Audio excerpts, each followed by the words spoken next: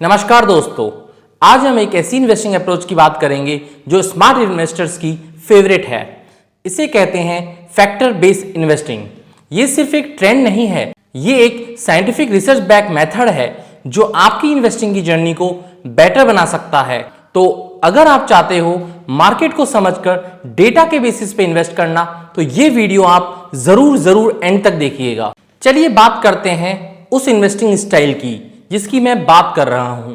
Factor based investing क्या होती है, चलिए शुरू करते हैं और समझते हैं इसे डिटेल में। ट्रेडिशनल इन्वेस्टिंग में लोग या तो एक्टिव इन्वेस्टर होते हैं जहां वो स्टॉक सेलेक्ट करते हैं खुद, या फिर पैसिव इन्वेस्टर होते हैं जो इंडेक्स फंड में पैसा लगाते हैं। लेकिन फैक्टर बेस्ड इन्वेस्टिंग इन दोनों का फ्यूजन है। इसे स्मार्ट बीटा इन्वेस्टिंग भी कहते हैं। फैक्टर बेस्ड इन्वेस्टिंग का मतलब होता है मार्केट के अंदर कुछ ऐसे कॉमन कैरेक्टरिस्टिक्स होते हैं जिन्हें फैक्टर बोला जाता है, जो लॉन्ग टर्म में रिटर्न और रिस्क को एक्सप्लेन करते हैं। For example, under value stock में इन्वेस्ट करना, या फिर मोमेंटम स्टॉक में इन्वेस्ट करना, या फिर लो वोलेटिलिटी स्टॉक जिनमें उतार चढ़ाव देखने को मिलता है उनमें इन्वेस्ट करना, या फिर छोटी कंपनी जिनका साइज ग्रो करती है उनमें इन्वेस्ट करना, या फिर क्वालिटी फंडामेंटल स्टॉक्स में इन्वेस्ट करना। इन सभी को मिक्स करके एक डाइवर्सिफाइड पोर्टफोलियो बनाया जाता है जो मार्केट से बेटर रिटर्न दे सकता है, और वो भी रिस्क को कंट्रोल करने के साथ। चलिए इन 5 मेन फैक्टर्स को और डिटेल में समझते हैं। Number 1, value factor. ये स्ट्रेटेजी कहती है बाय लो और सेल हाई, मतलब जो स्टॉक सस्ते दिख रहे हैं in the terms of low P ratio या फिर पीबी रेशो, कुल मिलाकर वैल्यूएशन के रूप में जो स्टॉक सस्ते दिख रहे हैं उनमें इन्वेस्ट करो, और over the period of time ये अंडर वैल्यू स्टॉक अपनी फेयर वैल्यू पर आते हैं और हमें रिटर्न देते हैं। Number 2, momentum factor. जो स्टॉक कंटिन्यूसली ऊपर जा रहे हैं वो आगे भी अच्छा परफॉर्म कर सकते हैं। डेटा ने दिखाया है कि winners tend to stay winners at least short term to mid term के लिए। Number 3, low volatility factor. High risk का मतलब हमेशा हाई रिटर्न नहीं होता। लो वोलेटिलिटी वाले स्टॉक जिनका प्राइस स्टेबल रहता है वो लॉन्ग टर्म में बेटर रिटर्न दे सकते हैं। Number 4, size factor. Small cap companies में ग्रोथ का स्कोप ज्यादा होता है।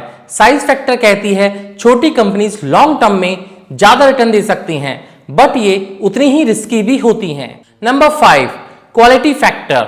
Strong balance sheet, high ROE, low debt, ये सब क्वालिटी इंडिकेटर्स हैं, और क्वालिटी स्टॉक ज्यादा रिलायबल और कंसिस्टेंट परफॉर्म करते हैं, स्पेशली जब मार्केट में बेयर रन या फिर डाउन ट्रेंड चल रहा हो। अब हम बात करेंगे कि ये इन्वेस्टिंग स्ट्रेटेजी कैसे वर्क करती है, और आप सोच रहे होंगे ये सब डेटा कैसे यूज होता है।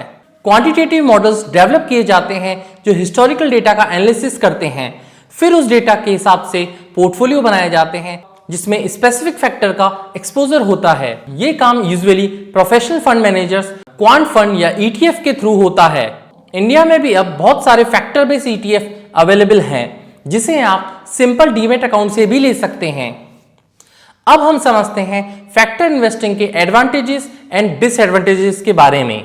सबसे पहले हम बात करते हैं एडवांटेजेस। नंबर 1, ये एक साइंटिफिक डेटा ड्रिवन अप्रोच होती है और इसमें इमोशंस की कोई जगह नहीं होती, और इस फैक्टर इन्वेस्टिंग में अच्छा खासा डाइवर्सिफिकेशन देखने को मिलता है। लॉन्ग टर्म में ज्यादातर मैक्सिमम स्टॉक आउट परफॉर्मेंस करते हैं। अब हम बात करेंगे डिसएडवांटेजेस की। नंबर 1, शॉर्ट टर्म में ये अंडर परफॉर्म कर सकते हैं। Number 2, overfitting risk means past data future की किसी भी रिटर्न की गारंटी नहीं देता है। Number 3, complicated to understand for beginners. जो बिगनर्स होते हैं उनको इससे दूर ही रहना चाहिए। Number 4, require patience and discipline. India में भी अब फैक्टर इन्वेस्टिंग का ट्रेंड ग्रो कर रहा है। Nippon India, ICICI, DSP, Motilal Oswal जैसे म्यूचुअल फंड हाउसेज ने फैक्टर बेस्ड इन्वेस्टिंग के फंड लॉन्च कर रखे हैं। For example, Nifty alpha 50 momentum factor, Nifty 100 low volatility 30 जो लो वोलेटिलिटी का एग्जाम्पल है, Nifty quality 30 quality based investing का एग्जाम्पल है। आप एसआईपी या फिर लमसम दोनों ऑप्शन से इन्वेस्ट कर सकते हैं, बस आपको अपना रिस्क एपेटाइट पता होना चाहिए और इन्वेस्टिंग हॉरिजन आपका क्लियर होना चाहिए। अब बात आती है कि कौन करे फैक्टर इन्वेस्टिंग में इन्वेस्ट। अगर आप एक लॉन्ग टर्म इन्वेस्टर हैं जो डेटा ड्रिवन अप्रोच को समझ सकते हैं और इन्वेस्ट करना चाहते हैं तो ये इन्वेस्टिंग स्ट्रेटेजी आपके लिए है और आप में पेशेंस होना बहुत जरूरी है। तो आपके लिए फैक्टर इन्वेस्टिंग बेस्ट हो सकती है।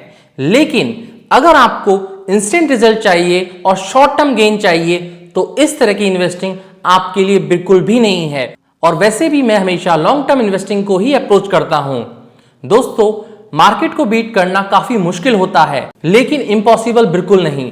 फैक्टर बेस्ड इन्वेस्टिंग एक स्मार्ट तरीका है जिससे कि आप लॉन्ग टर्म में कंसिस्टेंट वेल्थ बिल्ड कर सकते हैं। आज के लिए इतना ही करते हैं, वीडियो काफी लंबा हो रहा है और अगर आपको लगता है हम आपकी इन्वेस्टिंग की जर्नी में कुछ वैल्यू ऐड कर पा रहे हैं और आपको ये वीडियो पसंद आई हो तो लाइक करें, शेयर करें और चैनल को सब्सक्राइब जरूर करें और कमेंट में बताएं आप कौन सा फैक्टर फॉलो करते हैं। Signing off, this is Pushpendra. जय हिंद।